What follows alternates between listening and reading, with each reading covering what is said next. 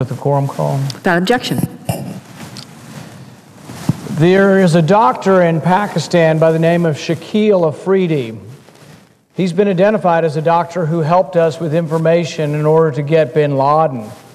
The Pakistan government has now put him in prison for 33 years. I think this is an abomination. Now, while we can't tell countries what they must do with their internal affairs, we certainly don't have to reward them with taxpayer money when they put someone in prison who is attempting to help America.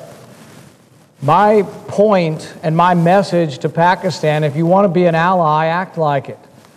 Putting this man in prison for 33 years for helping America get bin Laden, which Pakistan was ostensibly supposed to be doing, is a real travesty of justice.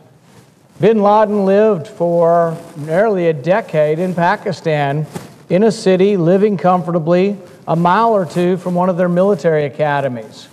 We finally got him, but it doesn't appear as if we got him with much help from the Pakistani government. So now this doctor's in prison for 33 years, and how does President Obama respond? President Obama this week gave him $1 billion, an additional $1 billion. We're rewarding bad behavior with more money, with more of your money we don't even have. We have $1 trillion deficit, and we're giving them an extra $1 billion. So yesterday, we were supposed to have an appeal. Dr. Afridi, the doctor who helped us, was supposed to get a chance to try to prove his innocence, and his trial's been indefinitely delayed. We have requested from the Pakistani embassy, we've requested is there going to be a trial? We would like to know when's the date been set for his appeal? We've gotten no answer. We've requested this information from President Obama's administration, from his State Department. Will Dr. Afridi get a trial? When will his trial be? We've gotten no answer. If we can't get an answer on this, if they're going to continue to hold this man, I see no reason to send taxpayer money to Pakistan. I have the votes and the ability to force a vote on this issue. My plan is next week to force a vote on this issue. The vote will be on ending all aid to Pakistan, ending the aid until this doctor is freed. This is not a question I take lightly. This doctor's life is now being threatened. The information minister from that particular province in Pakistan says that they want him transferred because they have death threats on a daily basis to him. They're worried about other prisoners killing him. I would hate to have this on the conscience of the Obama administration if this doctor who helped us get bin Laden is killed in prison. I would hate to have this on my conscience in Pakistan if they have an innocent man behind bars whose crime is helping America, if he were to be killed in prison.